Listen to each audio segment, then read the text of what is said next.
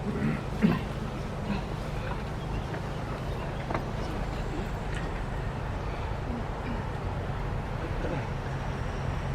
bratje in sestre, pred seboj imamo evangeljsko besedo, ravno kar smo jo slišali.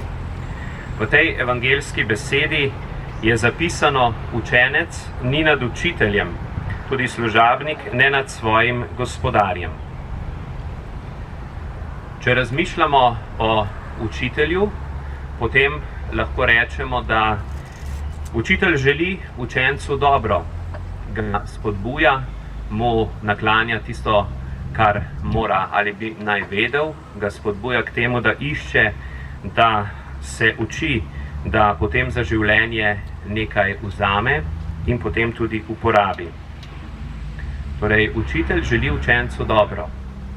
Ni pa nujno vedno tako, da učenec to sprejme, da to že v tistem konkretnem trenutku, ko je z učiteljem, tudi dojame. To ni vedno tako. Velikokrat je, ni pa vedno tako. No in v odnosu do Boga, dragi bratje in sestre, je enako. Bog je naš učitelj, Bog je tisti, ki nam je dal življenje, Bog je tisti, ki nam je dal sposobnosti, Bog je tisti, ki nam je dal voljo. Vse to nam je dal, spodbuja pa nas k temu, da bi določene stvari osvojili, sprejeli in jih potem tudi v življenju delali in živeli. No in nekateri to z veseljem sprejemamo, drugi mogoče malo manj. Tudi pri nas se velikokrat zgodi, da gremo stran od tega učitelja in se potem k njemu vračamo. Skratka, prav bi bilo, dragi bratje in sestre, da bi Gospoda sprejeli za svojega vodnika, da bi verjeli vanj, da bi mu bili hvaležni za vse, kar nam da, in potem šli naprej v svet, da bi tisto, kar smo od njega prejeli, kar smo prejeli iz njegove spodbude, da bi to dajali naprej in tudi druge k temu spodbujali. Učenec ne more biti nikoli učitelj, lahko pa postane kakor njegov učitelj. Se pravi, se bliža Božji popolnosti, se bliža popolnosti tistega, ki je nad njim. No in pri življenju je podobno. Ko se trudimo za lepe odnose, za spoštovanje, se približujemo svojemu učitelju, postajamo kakor učitelj, postajamo zgled v svetu. Kolikor pa se ne trudimo, se pa od učitelja umikamo. In kot ljudje smo povabljeni, da gojimo način, ki nas je učitelj ga učil. In tudi v življenju, v državi in v skupnostih, v katerih smo, je podobno pomembno. V družinah je pomembno, da se trudimo, da živimo dobroto, ljubezen, odpuščanje, sprejemanje, včasih tudi ponižnost, tudi da znamo sprejeti trpljenje. In potem naprej v skupnostih, v katerih smo, da se medosebno spoštujemo, da iščemo pot, da iščemo tisto, kar nas povezuje, da iščemo skupne poti in da se med seboj spoštujemo. To je pomembno in to je tisto, kar Bog želi za človeka, in to je tisto, kar lahko imenujemo dobro, kar Bog za človeka želi. Lahko smo podobni Bogu, ne moremo pa biti Bog. Danes vidimo, kaj se dogaja po svetu. Človek hoče biti Bog, človek hoče o drugem odločati, da bo drugi mu pokoren, da mu bo podložen. To ni Božja pot, niti v Ukrajini, niti kje drugje, niti v naši deželi. Torej, delati dobro za skupnost je pomembno. In potem smo v evangeliju slišali še: ne bojte se ljudi. Pomemben stavek.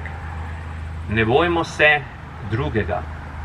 Ne bojmo se tudi, če drugi ne dela dobro, tudi če drugi dela slabo nam osebno. Mi moramo ali smo dolžni povedati kdo smo, pokazati, kdo smo, povedati, kako živimo, kakšne so naše vrednote, to smo dolžni narediti in dolžni smo vrednote tudi živeti in k temu spodbujati, kot že prej rečeno, tudi druge. Ne bojmo se ljudi, sploh se ne smemo bati. In Gospod je tisti, ki nam bo dal pogum, korajžo, spodbudo, da bo strah odšel, da strahu ne bo. Kdor na tak način se trudi živeti svoje življenje, je po Božji volji in na Božji poti. Prav je, da bi k temu spodbujali tudi druge, kajti tudi človeško čutenje drugih, ki niso verni, lahko k temu pripomore. Kdor je človek in dobro misli, bo delal pametne in dobre stvari. Zapoved ljubezni vsi poznamo. Nesebična ljubezen je to, nesebična ljubezen. Poznamo tudi 10 zapovedi, iz katerih potem prihajajo skozi zgodovino tudi zakoni. Če bi jih bilo samo 10, bi bilo dovolj, če bi se jih iskreno držali in pošteno po njih živeli. Božja milost naj nas dviga, Božja milost naj nas odrešuje. Bodimo drug drugemu ljudje, bodimo drug drugemu čim bolj blizu.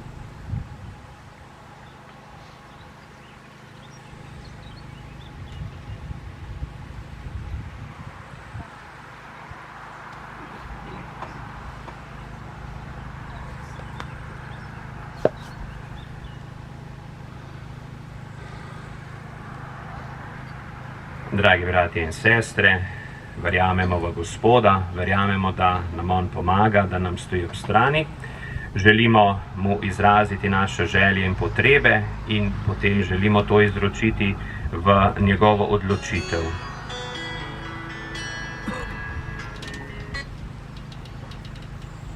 Gospod, prosimo te za tvojo sveto cerkev, za papeža, škofe, duhovnike, redovnike in redovnice, da bi bili zvesti oznanjevalci tvojega nauka. Gospod, prosimo te za naše državne voditelje, daj, da bi delovali povezovalno in v dobrobit vseh državljanov. Gospod, prosimo te za našo domovino Slovenijo, za vse državljane, da bi živeli složno in da bi se vsi trudili za blaginjo in mir. Gospod, na priprošnjo naše nebeške Matere Marije, sprejmi v svoje nebeško kraljestvo vse, ki so svoje življenje izgubili v branjenju naše domovine, daj, da bi pri tebi uživali večno ljubezen. Gospod, v teh nemirnih časih te prosimo za vse dežele, kjer potekajo vojne, posebno še za Ukrajino. Pošli svojega duha vsem odgovornim, da bi se trudili vzpostaviti čim prejšen mir, prebivalce pa tolaži in jim vlivaj moči in upanja. In še po osebnem namenu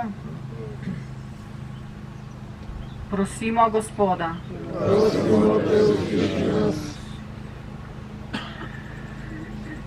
Nebeški Oče, varuj našo domovino in vse njene prebivalce, usliši naše današnje prošnje in daj, da bomo uživali sadove tvojega blagoslova. Po Kristusu našem Gospodu. Amen.